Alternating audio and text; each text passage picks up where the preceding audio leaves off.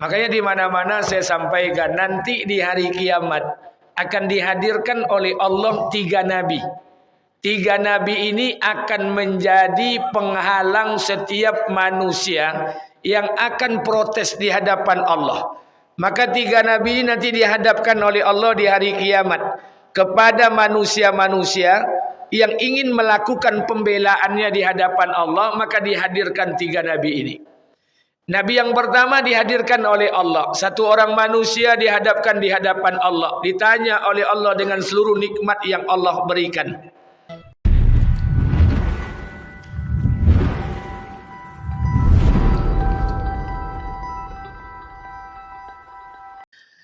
Bapak Ibu yang dimuliakan Allah Subhanahu wa taala, Nabi Isa ini adalah nabi yang terakhir yang beriman kepada Allah dari keturunan Bani Israel. Tidak ada lagi dari keturunan Bani Israel yang beriman kecuali keturunan terakhirnya Nabi Isa alaihissalam. Nabi Isa ini adalah nabi yang jaraknya terdekat dengan Rasulullah sallallahu alaihi wasallam. Diperkirakan oleh para ulama sejarah jaraknya lebih kurang 600 tahun. Itu paling dekat dengan Rasulullah. Makanya ketika Nabi hijrah itu dihitung dari Nabi pindah dari kota Mekah menuju kota Madinah terhitung 1 Hijriah. Maka 1444 Hijriah hari ini. Sedangkan kelahiran Nabi Isa itu dihitung sedangkan tahun Masehi itu dihitung dari kelahiran Nabi Isa. Makanya Masehi hari ini 2023. Selisih antaranya lebih kurang sekitar 600 tahun. Nabi Isa alaihissalam adalah nabi yang diutus oleh Allah. Utusan Rasul Ulul Azmi. Dari Rasul Ulul Azmi yang 5 nomor 4. Bahkan dikatakan Nabi Isa ini adalah Rasul Ulul Azmi urutan nomor 4 atau Nabi yang terakhir sebelum diturunkannya Rasulullah sallallahu alaihi wasallam. Makanya di mana-mana saya sampaikan nanti di hari kiamat akan dihadirkan oleh Allah 3 nabi. 3 nabi ini akan menjadi penghalang setiap manusia yang akan protes di hadapan Allah. Maka 3 nabi ini nanti dihadapkan oleh Allah di hari kiamat kepada manusia-manusia yang ingin melakukan pembelaannya di hadapan Allah, maka dihadirkan 3 nabi ini. Nabi yang pertama dihadirkan oleh Allah. Satu orang manusia dihadapkan di hadapan Allah. Ditanya oleh Allah dengan seluruh nikmat yang Allah berikan. Satu orang kaya ditanya oleh Allah, apa yang kamu gunakan dengan kekayaan engkau untuk mensyukuriku? Apa yang kamu gunakan umurmu untuk beribadah kepadaku? Maka orang kaya ini akan jawab, ya Allah, saya ini orang kaya ya Allah. Jabatan saya eselon 1, eselon 2, eselon 3, eselon 4. Setiap prode saya menjabat ya Allah. Proyek di mana-mana, termen 1, termen 2, termen 3. Sawit di mana-mana. Terkadang dengan banyaknya aset ya Allah, dengan sibuknya saya bekerja, tak sempat saya sholat berjamaah di masjid. Terkadang karena kesibukan saya, tak sempat lagi saya beribadah, dengarkan pengajian dan sebagainya.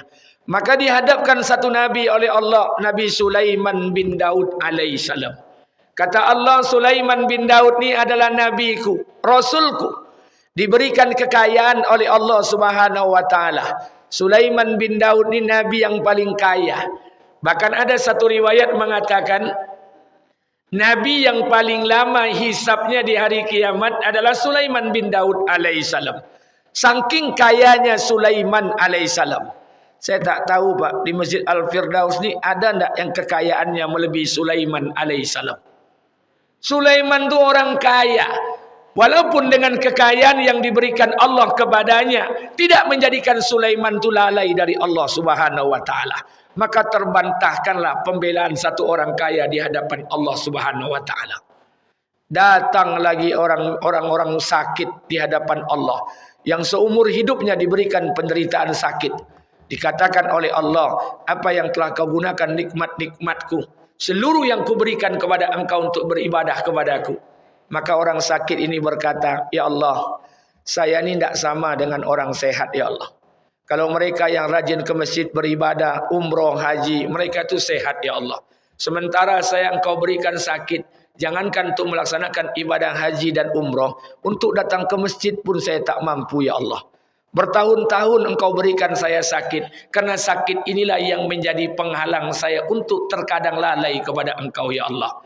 Maka dihadapkan lagi Nabi yang kedua. Nabi itu dihadirkan Allah, Nabi Ayub alaihissalam. Kata Allah, inilah Nabiku Ayub alaihissalam. Nabi Ayub itu Nabi yang setengah umurnya diberikan penderitaan oleh Allah. Setengah umurnya itu diberikan penderitaan. Kalau ada sejarah mengatakan Nabi Ayub itu berumur 140 tahun, 70 tahun dari setengah umurnya diberikan sakit. Kalau umur Nabi Ayub itu 70 tahun, 35 tahun diberikan penyakit. Ayub ni asalnya orang kaya. Dia kaya, harta banyak. Walaupun Quran dan hadis tidak menceritakan berapa banyak kekayaan, tapi dalam kitab-kitab yang dijadikan pedoman oleh umat Nasrani, itu banyak kekayaan Nabi Ayub alaihissalam. Saya pernah baca kekayaannya memiliki 700.000 ekor unta, 20.000 ekor kibas, dan lain binatang selain sebagainya, termasuk kebun-kebun korma. Tapi seluruh kekayaannya, kesehatannya, istrinya, anaknya dihabiskan oleh Allah dalam masa 3 hari. Hari pertama seluruh binatang ternaknya mati. Hari kedua semua anaknya 12 orang diambil oleh Allah Subhanahu wa taala. Hari ketiga Allah timpakan penyakit. Maka sejarah mencatat ada yang mengatakan Ayub diberikan penyakit 70 tahun, ada yang mengatakan selama 17 tahun, ada yang mengatakan selama 20 tahun. Apa sakit yang diberikan Allah kepada Nabi Ayub? Tidak ada sakit yang kami berikan kepada Ayub sebagaimana sakit yang kami berikan pada umat terdahulu sampai hari kiamat. Tak ada satu pun yang menyamakan sakit Nabi Ayub alaihissalam. Apa sakitnya? Banyak orang berpendapat. Salah satu pendapatnya mengelupas kulit kepala ni dari kaki, bakudi batuka. Dari kudi itu keluar ulik seodang telunjuk selama 10 tahun. Ada yang mengatakan selama 17 tahun. Bahkan ada yang mengatakan selama 70 tahun. Coba bayangkan. Dihadapkan Nabi Ayub, apa kata Allah? Hambaku yang sakit tidak menjadikan sakitnya lalai kepada Allah Subhanahu wa taala. Maka terbantahkanlah pembelaan satu manusia ini di hadapan Allah. Ayub alaihissalam. Beda dengan kita, awak bangkit selemo je kita nak lomo ke masjid tu. Bertanya orang pak ngapa nak ke masjid dia lah bangkit pula selemo, Ustaz. La ilaha illallah. 3, datang lagi orang miskin dihadapkan di hadapan Allah, mempertanggungjawabkan segala nikmat yang Allah berikan. Apa kata orang miskin ni? Ya Allah, saya ni tak sama dengan orang yang datang ke masjid tu ya Allah. Orang di masjid tu orang kaya ya Allah. Subuh hari jam 5 sebelum solat subuh 4:30 dah datang dia ke masjid ya Allah. Kemudian dia dengar kajian. Habis dengar kajian sampai waktu suruk dia solat. Kemudian habis solat dia baca Quran. Habis duha dia pulang. Nyo orang kaya ya Allah. Nyo pegawai. Walaupun talambiknya masuk kantor, gajinya tiap bulan ya Allah. Dia orang kaya ya Allah. Makanya lama-lama jadi masjid ya Allah. Karena dia punya sawit. Sebulan sawitnya dapat keuntungan 80 juta. Sementara saya ni tukang ya Allah. Kalau tidak berangkat pagi hari, saya tidak bisa bekerja. Kalau tak bekerja, apa yang mau makan anak istri saya? Alasannya logis. Tapi dihadapkan oleh Allah satu Nabi lagi. Nabi itu bernama Nabi Isa alaihissalam. Imamun Zahidin. Nabi Isa ni dikenal dengan Nabi yang zuhud, susah. Walaupun susahnya itu bukan karena tak bisa meminta dunia, bisa. Tapi tak ada keinginan sedikit pun dunia dalam kehidupannya. Nabi Isa ni Nabi yang paling miskin, susah. Maka Nabi Isa alaihissalam dihadapkan di hadapan Allah. Apa kata Allah? Wahai hambaku, lihatlah Isa alaihissalam. Nabi yang diberikan kesusahan mulai dari hari kelahirannya. Nabi Isa ni Nabi yang paling misteri. Mengandung dia aja penuh misteri. Melahirkan Isa penuh misteri. Kemudian ketika Isa wafat diangkat ke langit itu pun penuh misteri. Jadi kehidupan Isa alaihissalam itu Nabi yang penuh dengan misteri. Makanya oleh karena itu tidak ada lagi bantahan di hadapan Allah Subhanahu wa taala. Kita ni kadang-kadang lucu juga, Pak. Kenapa lucu? Kalau orang miskin ke masjid salah je. Kenapa dia rajin ke masjid? Wajarlah Ustaz. Inyo susah, krojo jo ndak ada. Tu apa krojo le kalau ndak ke masjid? Salah aja. Kalau orang kaya ke masjid, wajarnya kaya Ustaz. Pitinya banyak, tabungan banyak. Ndak perlu nyokojo ontok-ontok jo masjid, pitinya tetap jalan. Jadi kalau orang memang ndak mau ke masjid ni, semua orang jadi alasan. Orang kaya jadi alasan, orang miskin pun jadi alasan. Maka Nabi Isa alaihissalam diutus oleh Allah Subhanahu wa taala. Allah Subhanahu wa taala berfirman dalam Al-Qur'an, Bismillahirrahmanirrahim. Innallaha astafa Adam wa Nuh. Sesungguhnya Allah telah memilih Adam alaihissalam dan Nuh alaihissalam wa ala Ibrahim, dan kemudian Allah telah memilih Ibrahim wa ala Imran, kemudian keluarga Imran, alal alamin, di atas segala umat yang ada ketika itu. Dipilihlah Adam alaihissalam, Nuh alaihissalam, keluarga Ibrahim alaihissalam, keluarga Imran. Jadi keluarga Imran yang dimaksud adalah keluarga Isa bin Maryam. Jadi mohon maaf, ada dua nabi yang orang tuanya Imran. Satu Musa, ayah Musa dan Harun namanya Imran. Yang kedua Isa bin Maryam, ayah dari Maryam adalah Imran. Quran surat Maryam menceritakan tentang keluarga Maryam dari Isa bin Maryam, keluarga daripada Nabi Isa alaihissalam. Karena Isa ini adalah keturunan terakhir dari Bani Israel. Tidak ada lagi. Berapa jumlah nabi yang Allah turunkan buat kalangan Bani Israel, Pak? Ada yang ingat? Berapa jumlah Allah turunkan nabi dari kalangan Bani Israel? Jadi kalau ada polisi, ini maaf, nabi yang paling banyak diturunkan Allah dari kalangan Bani Israel. Jadi kalau ada polisi dikirim ke satu tempat banyak, setiap saat dikirim, itu tandanya tompek itu rawan. Jadi kalau ada satu kaum diturunkan oleh Allah nabi banyak, itu tandanya kaum itu mada-mada. Ndak cukup cik nabi dok tangka-tangka. Hampir 13 nabi dari keturunan Bani Israel, dari urutan 25 nabi dan rasul Allah turunkan. Termasuk dalamnya Nabi Isa alaihissalam. Karena Isa ini turunan terakhir, nasabnya langsung juga tersambung dengan Nabi Adam alaihissalam. Coba kita lihat. Karena Nabi Isa ini namanya disebut oleh Allah 55 kali dalam Quran. Isa ini disebut namanya 55 kali dalam Quran. Kisahnya hampir diceritakan dalam 3-4 juz Al-Quran. Allah menyebutnya Isa alaihissalam. Ada yang menyebutnya Isa al-Masih. Ada yang menyebutnya Isa bin Maryam. 55 kali Allah menyebut nama Nabi Isa dalam Quran. Diceritakan Allah dalam beberapa juz dalam Al-Quran kisah Nabi Isa alaihissalam. Maka oleh karena itu hadirin yang dimuliakan Allah, karena Isa ini adalah keturunan terakhir dari Bani Israel, maka nasabnya tersambung dengan Nabi Adam alaihissalam.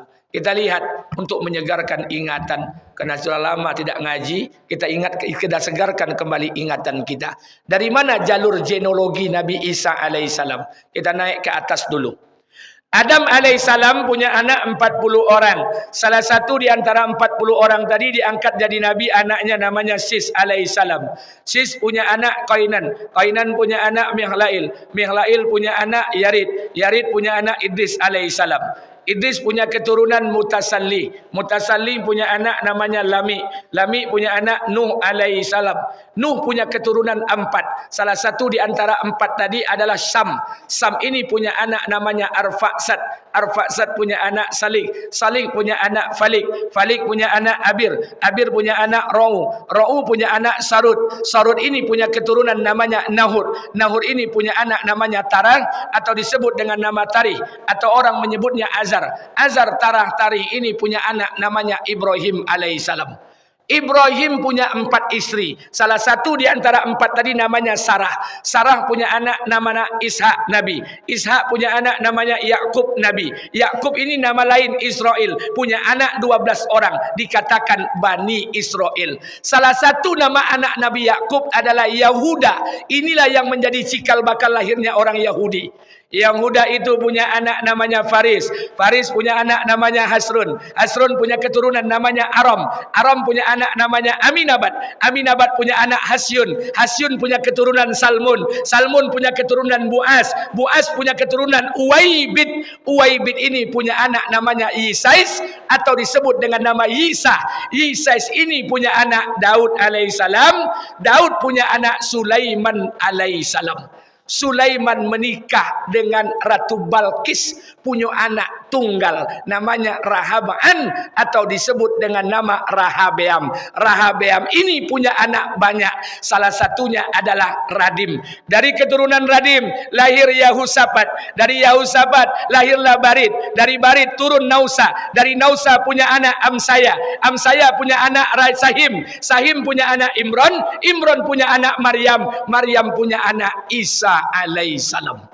Maka dikatakan Isa bin Maryam binti Imran bin Sahim bin Amsaya bin Nawas bin Nausa bin Barid bin Yahusafat bin Radim bin Rahaban bin Daud bin Sulaiman bin Uwaibid bin Buas bin Hasyun bin Salmun bin Aminabat bin Hasrun bin Faris bin Yahuda bin Yakub bin Ishak bin Ibrahim bin Tarah bin Nahur bin Sarud bin Rau bin Abir bin Falik bin Saleh bin Arfa bin Sam bin Nuh bin Lami bin Mutasalli bin Idris bin Yarid bin Mighlail bin Qainan bin Anusi bin Sis alaihissalam bin Adam alaihissalam. Coba diulang, Pak. Itu tidak untuk diulang, dengar sajalah. Itu jalur keturunannya, genealogi Isa alaihissalam. Tidak usah bercita-cita untuk menghafal itu, Bu. Tidak akan tolok. Salah, menambah-nambah kojo awak ya. Tapi yang jelas begitulah jalur dari keturunan Isa alaihissalam. Walaupun ada perbedaan pendapat para ulama sejarah.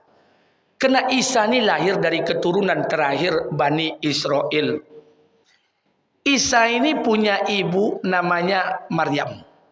Maryam ini punya keluarga, ayahnya namanya Imran. Istri Imran atau ibu dari Maryam atau nenek dari Isa, ada yang menyebutnya namanya Fuqadah binti Kuwal, Fuqadah binti Kuwail. Ada yang mengatakan istrinya Fuqadah, istri Imran ini ibu Maryam. Dikatakan dalam sejarah bahwa Imran ini orang baik. Imran ini laki-laki saleh. Istrinya tu wanita soleha. Bahkan dikatakan dalam sejarah istri Imran itu senantiasa beribadah dan berpuasa. Jadi luar biasa, Imran dan istri itu satu keluarga yang taat. Dan tidak jarang, tidak heran kalau keluarga suami istri taat akan melahirkan satu anak yang ketaatannya lebih taat pada ayah dan ibu mereka. Imran ini orang baik, istrinya ini orang baik. Maka Imran ini ketika istrinya hamil, Imran ini ketika istrinya hamil, maka istrinya Imran ini bernazar kepada Allah. Allah katakan nazar, Allah sebutkan nazar itu dalam Quran. Jadi ketika hamil yang nanti lahir sebagai Maryam, maka Imran ini istrinya bernazar kepada Allah. Apa nazarnya? Inni, dikatakan oleh Allah Subhanahu wa taala, inni nazartu laka ma fi batni muharraran fataqabbal minni innaka antas samiul alim. Ya Allah, kata istri Imran ini, aku bernazar kepada engkau ya Allah, jadikan anak keturunan yang ada dalam rahimku ini anak-anak yang akan menghambakan diri, mengabdi kepada engkau ya Allah. Itu nazarnya. Jadi ini pelajaran penting buat kita Bapak Ibu. Kalau kita mau punya anak ketika dalam kandungan, niatkan anak ini untuk apa? Ya Allah, lahirkan anak saya nanti sebagai hafiz ya Allah. Kalau dia laki-laki, kalau dia perempuan jadikan hafizah. Anak kedua nazar lagi, ya Allah, jadikan anak saya ini ulama, orang-orang yang paham dengan agama dan takut kepada engkau. Anak ketiga, jadikan lagi, ya Allah, anak kami jadikan orang-orang ahli hadis, ya Allah. Maka setiap punya anak, niatkan. Pak Ustaz, talambe Ustaz, anak lah lahir, tapi niat ulun pasang buwe anak tu balik. Ndak omo bini kami tambah bini. Abi masalah. Dunia ini simple aja ya Pak. Ndak usah diribut-ributkan. Makanya mohon maaf. Ini Imran, istrinya bernazar, inni nazartu laka ma fi batni muharraran fataqabbal minni innaka antas samiul alim. Ya Allah, aku bernazar ya Allah demi kandungan yang berada rahim, anak janin yang berada dalam kandunganku ini. Jadikan anak ini orang yang menghambakan dirinya kepada engkau. Nazar itu diterima oleh Allah, maka lahirlah satu orang anak. Anak itu diberi nama Maryam. Maryam ini karena ayah ibunya soleh, maka anaknya menjadi anak wanita yang soleha. Ketaatannya melebihi ketaatan ayah ibunya. Saat itu lahir, langsunglah diambil, diawasi, dijaga, dan dipelihara. Siapa yang memeliharanya? Zakaria alaihissalam. Bayangkan, ayahnya soleh, ibunya wanita soleha, lahir anak yang soleha, dijaga oleh ayah dan ibu, dilahirkan dari keturunan soleh, kemudian lahir anak yang soleha, yang menjaga dan merawatnya Nabi Allah Subhanahu Wa Taala. Jadi Zakaria ini Nabi Allah. Kenapa Zakaria ini bisa merawat Maryam? Karena Zakaria ini sejarah mencatat dua. Pertama, paman Maryam, karena istri Zakaria ini adalah bibinya Maryam. Yang kedua mengatakan Zakaria ini menikah dengan saudaranya Maryam. Pendapat yang mana yang lebih dekat? Saya lebih setuju pendapat ini ketika mengatakan Zakaria ini adalah paman daripada Maryam, menikah istri Zakaria itu adalah bibinya Maryam. Timbul pertanyaan, kenapa kok Zakaria pula yang menjaganya? Dulu Zakaria kok nikah dengan bibinya Maryam, sudah lama tak punya anak, sampai bini Zakaria kok lah tua. Zakaria ini sudah beruban, tapi belum juga punya anak. Nabi sudah berdoa, Zakaria menangis-nangis minta keturunan, Allah belum kabulkan keturunan itu. Itu luar biasa. Maka ketika itu diambillah Maryam, dipeliharalah oleh Zakaria, dibawa ke Baitul Maqdis. Dibuatkanlah satu mihrab di sana. Mihrab itu kata sejarah mengatakan di dalam Baitul Maqdis ada ruangan khusus mihrab untuk Maryam beribadah. Pendapat lain mengatakan mihrab itu ya memang ruangan Baitul Maqdis. Pendapat lain mengatakan ada ruangan khusus yang dibuat untuk Maryam, maka dibesarkanlah Maryam di sana. Dijaga lewat penjagaan Nabi yang melahirkan ayah ibunya yang saleh, yang menjaganya satu Nabi Allah Subhanahu Wa Taala. Jadi kalau Allah sudah menetapkan satu orang hamba dipilih oleh Allah, maka Allah akan memberikan penjagaan yang sebaik-baiknya. Maka dijagalah Maryam ini oleh Zakaria alaihissalam. Makin hari makin dewasa, makin hari makin dewasa, makin hari makin dewasa. Makin hari makin tumbuh, makin hari makin tumbuh, makin dewasa. Makin lama makin tumbuh, makin lama makin tumbuh, makin lama makin tumbuh. Dewasalah Maryam. Suatu saat ketika Nabi Zakaria alaihissalam masuk ke dalam ruangan mihrab tempat beribadah. Jadi maaf Pak, Maryam ni hari-harinya sibuk beribadah, ingin memperbaiki dirinya dekat dengan Allah, hari-hari sibuk. Ada orang jemaah tanya, tadi malam saya ceramah di mana masjidnya. Ustaz tanya, Cik Ustaz, kalau Maryam tu sibuk beribadah tu bilonya makan, bilonya kojo. Awak kan utak, awak kan piti je Pak. Saya mau tanya buat kita bersama, ini mohon maaf. Islam memang tidak pernah mengajarkan ajaran kerahiban. Kita tidak disyariatkan untuk ibadah terus kemudian biarkan nanti Allah berikan rezeki, tidak. Tapi ada syariat di sana. Tapi ada pada orang-orang tertentu, pada wali-wali Allah tertentu, pada makom-makom tertentu, mereka disempurnakan segala keperluannya. Dan mohon maaf, kisah-kisah dalam Quran Pak, Allah ceritakan tuh banyak. Allah menceritakan tuh banyak. Maryam itu sibuk beribadah saja. Sampai Nabi Zakaria alaihissalam masuk ke dalam mihrab Maryam. Satu orang Nabi masuk ke dalam keponakannya, mihrab keponakannya. Dia ingin lihat. Karena segala keperluan Maryam itu disempurnakan oleh Zakaria. Makannya, minumnya, semuanya dihantarkan Zakaria. Apa yang dikatakan Allah Subhanahu Wa Taala? Sampai suatu ketika Zakaria alaihissalam datang masuk ke dalam mihrabnya Maryam. Apa yang terjadi? Alangkah terkejutnya Nabi Zakaria alaihissalam ketika dilihat oleh Zakaria alaihissalam sesuatu yang tidak lazim terjadi. Kullama dahala alaiha Zakaria al-mihrab. Tak kala Nabi Zakaria masuk ke dalam mihrabnya Maryam. Masuk Nabi Zakaria. Apa yang dilihat oleh Zakaria alaihissalam? Wajada indah rizqa. Banyak makanan. Makanan itu banyak. Berkumpul semua makanan. Kemudian Zakaria alaihissalam bertanya kepada Maryam. Qala ya Maryam. Berkatalah Zakaria kepada Maryam. Anna laki haza. Ini semua datangnya dari mana? Qalat, berkatalah Maryam. Apa kata Maryam? Huwa min indillah.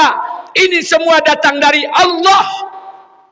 Bayangkan satu nabi masuk ke ruang Maryam, kaget. melihat keponakannya bukan sembarang keponakan. Makanan itu dihantarkan Allah melalui Jibril setiap saat dari surga turun. Cerita kok Pak, bukan cerita baru. Dulu zaman Nabi Musa ketika terdampar di lembah Tin, sama saja. Diturunkan Allah juga makanan. Wa zalalna 'alaikumul ghamama wa anzalna 'alaikumul manna wassalwa. Kami turunkan makanan yang terbaik dari surga. Makanan itu bernama manna dan salwa. Makanan siap saji, tidak perlu kompor, tidak perlu piwok, tidak perlu dandang, tidak perlu kompor gas. Makanan itu siap saji. Dan cerita ini diceritakan Allah dalam Quran. Dan kisah Maryam pun juga diceritakan. Maaf Pak, Bu, apa tujuan Allah menceritakan kisah di dalam Quran? Kisah ini diceritakan Allah. Allah antarkan makanan dari surga. Bukan untuk dongeng. Bukan untuk nina bobok sebelum tidur. Ini sengaja cerita ini diceritakan Allah dalam Quran. Kata ulama kita, kenapa Allah ceritakan kisah di dalam Quran? Seolah-olah Allah berkata, maaf, kenapa kisah ini diceritakan Allah dalam Quran? Agar umat paham. Kalau manusia hari ini sibuk untuk memperbaiki dirinya, sibuk untuk memikirkan bagaimana dekat dengan Allah, maka keperluan dia menjadi tanggung jawab Allah untuk menyelesaikannya. Allah ingin katakan seperti itu. Bahkan kata ulama ada yang mengatakan, demi Allah, katanya seandainya manusia-manusia hari ini pertolongan Allah yang Allah turunkan kepada orang terdahulu akan Allah turunkan pada hari ini. Kalau iman kita, usaha kita untuk dekat dengan Allah sama seperti usaha dan atas orang-orang terdahulu agar mereka dekat dengan Allah. Dan itu bukan hal yang lucu, itu hal yang biasa di kalangan para nabi. Rizki datang dari Allah. Makanya mohon maaf, ada jemaah tanya, Pak Ustaz, itu bilolo Maryam krojo Ustaz. Itu tidak krojo-krojo, bagaimana dengan syariat agama kita? Pak, Bu, berulang kali saya sudah pernah sampaikan di masjid ini. Betul, Islam tidak pernah mengajarkan agama kerahiban. Sibuk beramal, lupa kerja, lupa syariat. Islam tak pernah mengajarkan itu. Tapi ingat, untuk wali-wali Allah, untuk para makom-makom tertentu, terkadang kesempurnaan rizkinya Allah sendiri yang menyempurnakannya. Sama dengan kisah Imam Asy-Syafi'i belajar dengan Imam Malik. Suatu ketika Imam Syafi'i, sudah pernah saya sampaikan, di hadapan Imam Malik, majlisnya Imam Malik. Apa kata Imam Malik? Ketika Imam Malik menyampaikan sesuatu, Imam Syafi'i di bawah. Kata Imam Malik, sesungguhnya rizki itu datang dari Allah. Rizki itu tidak ada campur tangan kerja, tidak ada campur tangan ikhtiar. Rizki itu mutlak urusan Allah. Kata Imam Malik, rizki itu sama dengan kematian. Kemanapun kalian pergi, rizki itu akan datang menemui kalian. Tidak ada campur tangan kerja. Imam Syafi'i mendengar itu, pulang ke rumah, sakit kepala dia. Rizki tidak ada campur tangan kerja. Ini semata-mata murni hak Allah. Maka pulanglah ke rumah. Sampai pulang ke rumah, Pak, ini maaf, dilihatnya ada tetangga sebelah rumah sedang memanen korma. Maka dibantu oleh Imam Syafi'i membantu panen korma. Setelah dibantu panen korma, dikasihlah upah hadiah setangkai anggur. Nah, kata Imam Syafi'i, setangkai anggur inilah dalil untuk membantah perkataan Imam Malik.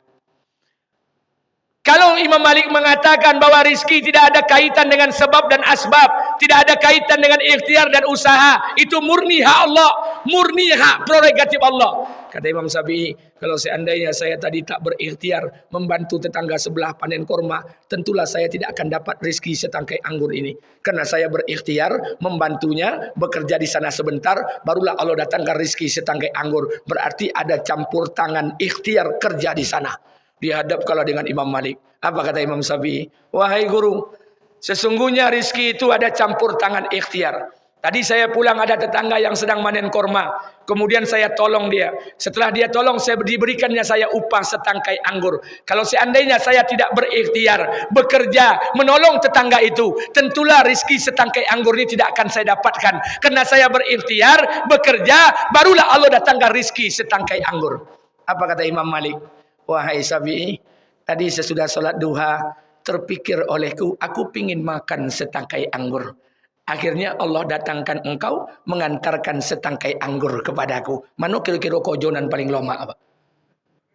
Nah, hari kau buat tunggang tunggi dek kojo pak kayu indah utang bayar ayak la ilaha illallah. Saya tidak menyuruh bapak berhenti kerja, enggak. Tapi begitulah keyakinan rizki ini. Rizki itu sama dengan maut. Bapak tak mau dengan rizki, rizki itu akan datang menjumpai kita. Ibu kalau punya rizki 10.000 di kota Mekah, dua kemungkinan saja. Kalau tidak orang Mekah mengantar ke sini, ibu akan diberangkatkan ke sana untuk mengambil rizki itu. Jadi seberapapun orang takut dengan kematian, seberapapun orang tidak mau dengan sebuah rizki, kalau rizkinya pasti Allah akan datangkan. Walaupun rizki itu terjepit di antara dua bukit yang besar. Tapi kalau memang bukan rizki kita, tidak akan pernah kita dapatkan, walaupun rizki itu berada di antara kedua bibir kita. Jadi rizki ini sama dengan maut. Maryam itu diberikan makanan oleh Allah. Wajada inda rizqa, banyak makanan. Makanan sangat banyak di sana. Terkejut Nabi Zakaria alaihissalam. Kenapa Nabi Zakaria terkejut? Dia nabi. Coba bayangkan, keponakannya ini bukan nabi. Maryam ini bukan nabi. Ulama sepakat, jumhur ulama sepakat. Tidak ada nabi yang perempuan. Tidak ada nabi yang perempuan. Ulama sepakat, tidak ada nabi yang perempuan. Tapi seluruh para nabi yang Allah utus ke muka bumi, 124.000 nabi dan rasul, 313 orang rasul, 25 nabi yang wajib diimani, tidak ada nabi yang perempuan. Tapi walaupun tidak ada nabi yang perempuan kecuali Nabi Adam, seluruh nabi lahir dari perut perempuan-perempuan pilihan. Nabi memang tidak ada perempuan, Pak. Tapi seluruh para nabi itu kecuali Adam dan Hawa, Allah lahirkan dari perut perempuan-perempuan pilihan.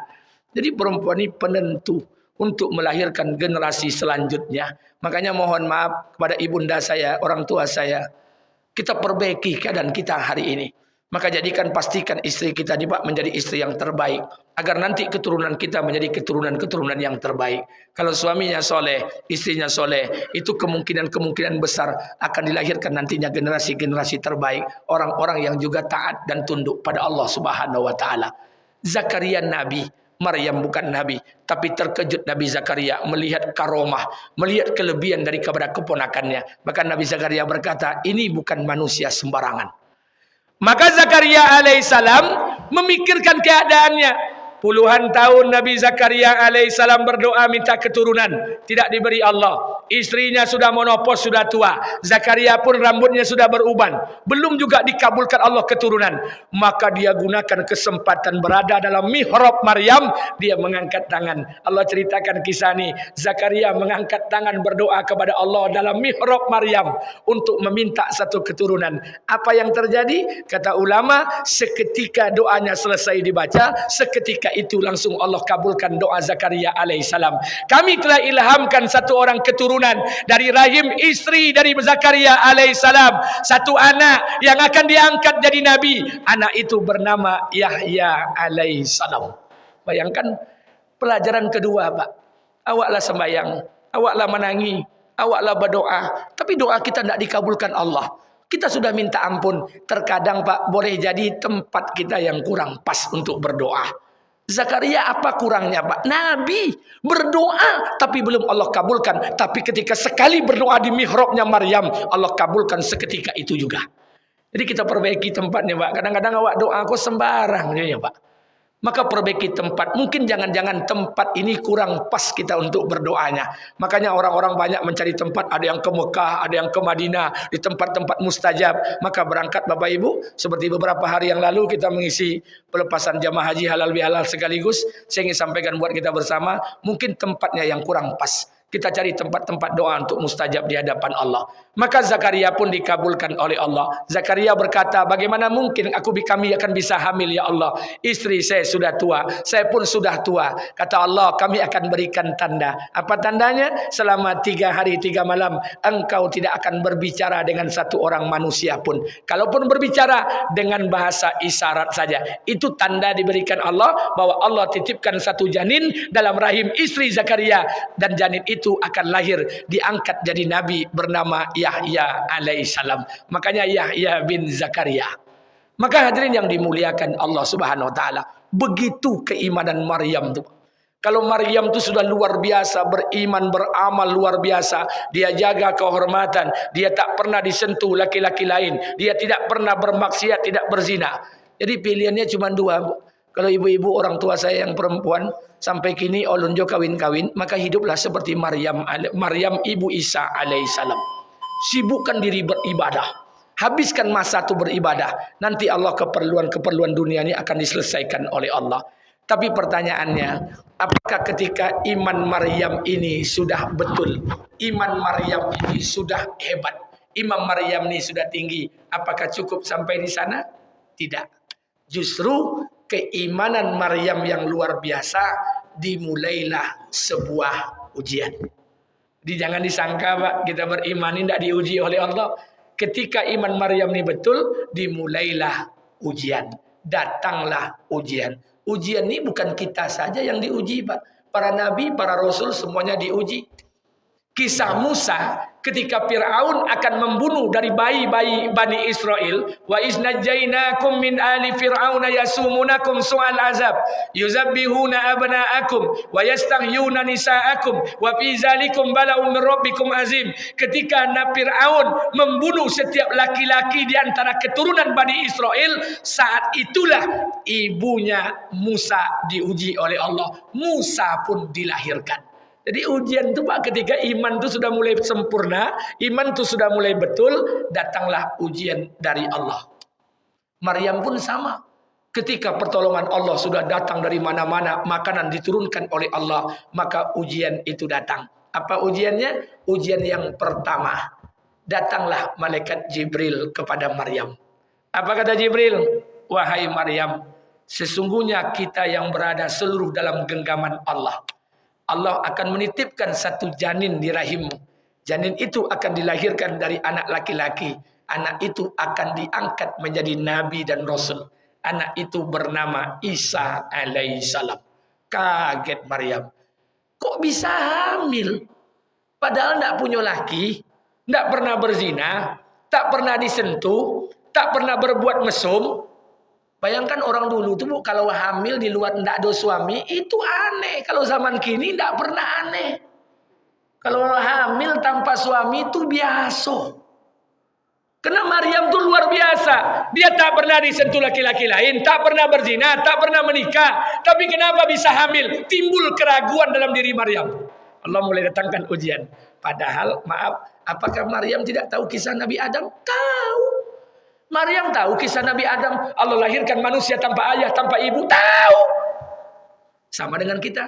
Apakah kita tak tahu dengan Allah? Tahu. Allah yang memberi masalah. Allah yang menyelesaikan masalah. Tapi ketika masalah datang, lupa Allah. Maryam pun sama. Bergeser sedikit keyakinan Maryam. Bukan hilang. Bergeser sekian persen saja. Maka membesarlah hari demi hari, bulan demi bulan. Kandungan Maryam ini makin membesar, makin membesar. Aib, malu. Maryam telah meninggalkan Baitul Maqdis. Dia pergi tinggal di ujung kampung. Saking malunya. Kenapa? Banyak di antara masyarakatnya yang bergunjing kepadanya. Wahai Maryam, engkau tu putri Imran. Imran itu orang soleh. Istri Imran itu orang baik. Mereka tak pernah berbuat zalim. Kenapa engkau berbuat keji seperti ini? Engkau mengandung tanpa suami. Apa yang kau lakukan Maryam? Coba bayangkan. Tudingan-tudingan masyarakat ketika itu. Tak tahan Maryam, dia tinggalkan Baitul Maqdis. Dia tinggal di ujung kampung. Makin lama, makin lama, makin lama, makin lama, makin besar.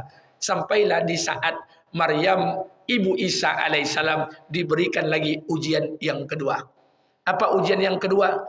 Ketika bergeser keyakinan Maryam sedikit saja, Allah telah putuskan tidak akan lagi mengirimkan makanan dari surga. Dulu ketika masih gadis, makanan tiap hari datang dari surga. Iman betul. Tapi ketika mulai datang ujian, bergeser keyakinan. Apa kata Allah? Aku tidak lagi turunkan makanan dari surga. Di stop oleh Allah subsidi dari langit. Sedikit saja Pak bergeser Pak. Allah stop pertolongan. Apalagi awak kini hari kau iman awak keluar dalam hati. Maka tidak pernah ditolong-tolong awak dari Allah. Iman Maryam sedikit saja bergeser Pak. Stop. Dihentikan bantuan sembako. Begitu Maryam dihentikan, kata Allah, wahai Maryam, di belakang kamu tu ada batang korma. Ini kayu, pukullah batang korma itu. Dengan izinku, aku akan turunkan kurma-kurma yang masak. Kurma-kurma yang enak diturunkan oleh Allah. Maka diturunkan, dipukul-pukul oleh korma. Jatuhlah korma-korma yang masak untuk dimakan oleh Maryam. Kena tak lagi datang makanan dari surga. Tapi lucu Pak, karena kita ni tak tahu sejarah. Kadang-kadang ayat ini kita jadikan dalil untuk pantiang nyokrajo. Itulah pantiangnya kerajo Ustaz. Maryam tu menokok-nokok batang korma, baru turun buah korma. Kalau Ustaz ndak bakerajo, di malu datang kepiang. Di malu tibo cuan jo piti, itulah pentingnya kerajo. Maryam tu menokok-nokok batang korma, memukul-mukul korma, baru turun buah korma. Makanya kerajo, kalau kerajo ndak akan dapat piti, kalau ndak kerajo ndak akan dapat kepiang. Sejak kapan cerita ini menceritakan pentingnya piti, Pak? Ini cerita ini diceritakan Allah ketika itu Maryam ragu kenapa bisa hamil. Bukan ceritanya untuk mengedepankan pentingnya kerajo dan pentingnya cari piti. Batang kurma dimaksud Allah tuh kurmanya satu batang. Jadi kurma ini Pak sunnatullah. Kurma itu sama aja batang sawit. Kalau batang sawit satu kapling, Bapak coba angkat tangan Pak nan punya sawit. Satu. Angkat tangan jujur ya Pak. Kalau enggak awak doakan mudah-mudahan terjual sawit sadonya. Baik. Yang punya sawit, Pak, sawit tuh ndak akan bisa berbuah kalau ndak ada sawit jantan jo betino. Iya ndak Pak? Kalau betino jo sawit sodonya ndak akan berbuah sawit itu. Mesti ada jantan betino dalam sekapling tuh. Itu namanya sunnatullah. Sama jo buah korma. Korma tuh ada korma jantan, korma betino. Ndak akan bisa berbuah korma kalau ndak ada jantan betino. Sama dengan salak, ndak akan bisa berbuah kalau ndak dikawinkan. Kurma yang dimaksud Allah itu kurmanya cuma satu saja. Tidak tentu jantan betina ya dong. Apa maksudnya Allah ceritakan kisah ini? Bukankah kisahnya lanjutan? Bahwa sesungguhnya Maryam itu ragu kenapa bisa hamil. Kata Allah, wahai Maryam, kenapa engkau ragu? Dulu Adam dan Hawa aku lahirkan tanpa ayah dari ibu. Tapi ini ada contoh lain lagi. Pukul batang korma, dari korma itu kuturunkan buahnya. Kurma itu tidak tentu jantan betinanya. Tapi Allah sanggup menurunkan kurma yang basah, yang masak. Turun kepada Maryam. Apalagi engkau wahai Maryam, kenapa engkau ragu? Engkau bisa hamil tanpa suami. Kurma saja yang tak boleh jantan betinonya. Aku turunkan kurma yang basah kepada engkau. Allah ingin menunjukkan kudratullah. Tapi dia utak awak kau pendek, bakaitkanlah cerita kau dengan pontiangnya piti-piti. Allah ingin nak menunjukkan kehebatannya. Kudratullah. Maka lahirlah Isa alaihissalam. Ketika Isa lahir, seluruh kaum Maryam berkata, wahai Maryam, engkau perempuan keji, engkau perempuan yang luar biasa, istri suami ayahmu, ibumu orang baik, engkau melahirkan tanpa ayah, engkau seorang pezina. Seluruh tudingan datang kepada Maryam. Maryam ingin menjawab, ingin punya hak jawab. Bisa Maryam menjawabnya? Bisa. Sebagaimana orang menuding kita hari ini, bisa kita membela? Bisa. Tapi kata Allah, uskut, wahai Maryam, tutup mulutmu, diam. Jangan pernah berbicara sepatah pun. Tak tahan Maryam, ingin bicara juga, diam, kata Allah, jangan kau bicara. Maka apa yang dilakukan Allah setelah Maryam beriman kepada Allah, ujian itu datang dan dia taat dan dengar perintah Allah. Maka di balik diamnya Maryam, Allah izinkan Isa yang baru dilahirkan untuk berbicara. Makanya di muka bumi ini sampai kiamat tidak ada 3 bayi yang diizinkan Allah untuk berbicara, hanya 3 saja. Pertama, Isa bin Maryam. Yang kedua, putra Masito. Yang ketiga, anak daripada Juraid, kisah Juraid. 3 saja Pak, selebihnya tidak ada bayi yang diizinkan oleh Allah berbicara. Di saat orang menuding Maryam pezina, maka Isa alaihissalam yang baru dilahirkan berbicara, ana Abdullah ataniyal kitab, saya ini adalah hamba Allah yang diutus oleh Allah membawa kitab Injil. Berbicaralah Isa alaihissalam. Apa tujuannya? Allah ingin nak menunjukkan kudratullah, kehebatan Allah. Makanya ujian demi ujian itu datang. Jadi jangan disangka Pak, ini mohon maaf, ini juga pelajaran buat kita Pak. Terkadang tidak seluruh pembicaraan orang itu mesti kita respon Pak. Nah, kalau awak tinggal di komplek kampung perumahan kok tidak seluruh pembicaraan itu kita respon. Biasa aja lah. Makanya saya katakan pakai jo ilmu basi banak, basi pakak aja lah. Biasa aja. Kadang awak Pak mohon maaf, kita rajin ke masjid. Yang mengkritik orang di masjid itu bukan orang masjid Pak. Orang yang tidak pernah masjid itu duduk di lapau ujung tanya. Ya, Mas Haji itu tidak jaleh dong. Keuangannya tidak jaleh. Yang mengkritik bukan orang ke masjid, tapi orang yang tidak pernah ke masjid. Jadi tidak seluruhnya mesti direspon. Kadang mohon maaf, kita ini bukan tidak bisa menjawab. Kita ini bukan tidak bisa melakukan pembelaan. Tapi terkadang mulut kita ini terkadang tidak mesti perlu untuk membalas atau membela setiap perkataan. Ada kalanya kita mesti diam. Karena di balik diam itu terkadang pertolongan Allah datang. Maka tugas kita hari ini Pak, jadikan diri kita ini dekat dengan Allah.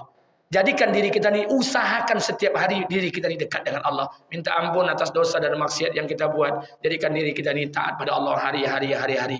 Yang lain, biarkan nanti Allah yang akan memikirkan segala keperluan-keperluan kita. Ikhtiar, silakan berikhtiar. Bekerja, silakan bekerja. Tapi ingat, kita punya keinginan, kita punya harapan. Allah pun punya keinginan dan harapan. Keinginan Allah dan harapan Allah juga yang akan terlaksana di kehidupan dunia. Apa yang diputuskan di langit, pasti akan berlaku di bumi. Jadi kerjakan kerja kita, jangan kacau kerja Allah, Pak. Jangan dipikirkan kerja Allah. Kalau yang membuat awak poniang tu, Pak, kena awak lah memikirkan kerja Allah. Contoh, ambo ceramah gini, Pak. Ambo ceramah gini pun tak pernah mikirkan amplop, Pak. Kena amplop lah dipikirkan dek pengurus masoji. Ambo kan cenderimo, jujur. Yang membuat sakit kepala, kalau ada ustaz memikirkan amplop, aku dan kilo. Jadi seketik sakit kepalanya lah memikirkan kerja Allah. Lagi banyak syukuri, lagi seketik alhamdulillah. Makanya mohon maaf saya ingin sampaikan buat kita bersama. Saya jadwal saya di Batam 3 hari 1 bulan. Kemudian di Sumatera Barat 3 hari 1 bulan. Di Kuansing Inhu 1 bulan 3 hari. Nah, biasanya 3 hari itu diundang oleh Pemko. Kalau di Batam diundang oleh Pemko, oleh pengurus Masjid Mahmud Riyad Shah Batu Aji, diundang contohnya hari Selasa. Hari Selasa Ustadz kita acara jam 10 pagi. Kemudian nanti malam sudah maghrib atau sudah isya. Baik 2 titik di Pemko. Contoh di Mahmud Riyad Shah. Hari Selasa acaranya Ustadz. Itu hari Minggu sore saya sudah berangkat. Kenapa? Karena hari Senin sama hari Rabu saya baru pulang Kamis. Saya wakafkan 1 hari sebelum dan sesudah. Kenapa? Karena ada masjid sekitar sana, musola ketek-ketek, yang kadang-kadang pingin ngundang awak. Tapi kalau ngundang langsung tak punya kekuatan. Tentu dipikirkannya tiket pesawat awak. Akhirnya saya wakafkan. Maka Senin itu full 5 jadwal. Rabu itu full 5 jadwal. Ibu bapak tahu. Sampai-sampai kawan-kawan saya, anggota-anggota saya di Batam. Ustaz, ini ceramah sini tidak punya honor Ustaz. Ceramah sini ada masjid yang ngasih honor 75.000. Pakai amplop 70.000. Amplopnya tidak loh amplop putih, amplop coklat loh. Tapi isinya 75.000. Saya bilang tidak ada masalah. Karena mohon maaf, kadang awak monang di bawah Pak. Monang di bawah kalah di lado. Kenapa lado zoki awak dengan Pemko? Jadi makanya kalau ceramah, jangan usah mikirkan amplop. Awak cenderimo. Yolah, jangan dipikir lo amplop tu lah. Karena amplop sudah ada orang yang memikirkannya. Kalau hari ini kita kerja, kita pikirkan kerja Allah, stres kita Pak. Stres. Kita ni jalan saja. Bahkan saya duduk sama bincang-bincang sama kawan-kawan. Ente mau ceramah hebat-hebat itu untuk apa tujuannya? Untuk mengalahkan Ustadz kondang, Ustadz da'i nasional, Ustadz internasional? Enggak, saya bilang. Semua telah diputuskan oleh Allah. Kita tak bisa menjadi orang lain. Kita akan bisa menjadi diri kita sendiri. Jalan saja demi Allah. Mungkin mudah-mudahan dengan asbab dakwah kita yang kita buat, Allah perbaiki diri kita jadi baik. Dan mudah-mudahan kebaikan kita menjadi asbab kebaikan untuk orang lain. Jangan pernah berharap ingin viral. Terus terang, ibu bapak nengok YouTube saya. Bukan saya punya channel. Saya tidak punya channel. Channel saya pernah saya buat 2 hari. Ditutup oleh guru saya. Akhirnya alat-alat ini saya buang semuanya. Ditanya, kenapa tidak buat channel Ustaz? Bukan tidak buat channel. Saya sudah sampaikan dengan guru saya. Ustaz, saya mau buat channel. Katanya, tidak usah. Kalau ada orang yang mau buat channel, silakan. Itu rezeki dia. Kalau ente buat channel, bukan saya tak mau. Karena saya tahu kelemahan ente. Hari pertama saya bilang, mungkin dakwahnya akan sampai ke pelosok kalau orang nengok YouTube. Saya bilang alasannya logis. Apa kata guru saya? Hari pertama ente ikhlas. Hari kedua ente sudah mulai jadi YouTuber. Mengambil keuntungan di sana. Hari ketiga ente akan ceramah. Mulai diatur tata bahasa. Karena tata bahasa ini akan ente viralkan. Saya bilang itu pendapat guru saya. Sah-sah saja. Saya akan sami'na wa ata'na. Pak Ustaz kan tidak logis. Suku-suku ambola. Guru kan guru ambo. Jadi alhamdulillah Bapak Ibu ingin viralkan, ingin channel kan itu urusan Bapak Ibu sekalian. Maka Bapak Ibu nengok video saya YouTube semuanya bukan channel saya kan orang saja. Kenapa saya katakan? Karena rezeki kita sudah diatur oleh Allah. Maka saya katakan jangan pernah takut dengan apa yang telah diputuskan Allah. Hari ini kita banyak takut dengan apa yang telah ditakdirkan dan diputuskan oleh Allah. Perkara yang dijamin oleh Allah, rezeki, mati, jodoh, pertemuan, perpisahan, kita takutkan dan kita masih main-main. Tidak mau sungguh-sungguh mencari, sungguh-sungguh kita mencarinya. Rizki, mati, maut, pertemuan, perpisahan, mati-matian kita mencarinya. Tapi untuk perkara yang tidak pernah dijamin, iman, hidayah, surga dan neraka, walaupun ayahnya Nabi, walaupun ayahnya Rasul, tidak ada jaminan dari Allah. Untuk perkara yang tidak dijamin, malah kita main-main. Maka oleh karena itu, kita tak lama di kehidupan dunia, kita pasti akan bertemu dengan Allah. Kalau Bapak hari ini kaya, tak lama Pak, paling-paling hanya 70-80 tahun. Kalau kita pun hari ini miskin, tak lama. Jangan bersedih. Hanya 70-80 tahun saja. nanti kita baru akan lihat hasil kita kehidupan dunia di hadapan Allah Subhanahu wa taala. Biar kita susah, tapi susah dalam mentaati Allah. Biar hidup kita miskin, tapi miskin dalam ketakutan kepada Allah. Apa guna kita kaya sementara Allah murka dalam kehidupan kita? Maka sekali lagi kepada kita bersama, terkhusus saya pribadi, jangan pernah mengeluh di kehidupan dunia ini, karena segala sesuatu telah ditakdirkan oleh Allah dan kita akan mengikuti takdir kita masing-masing. Semoga Allah berikan keberkahan buat kita bersama. Mudah-mudahan ini menjadi manfaat buat saya pribadi dan kita yang hadir pada subuh hari, dan mudah-mudahan Allah Subhanahu wa taala terima semua amal-amal kita dan ampunkan semua dosa-dosa kita. Amin. Amin ya rabbal alamin.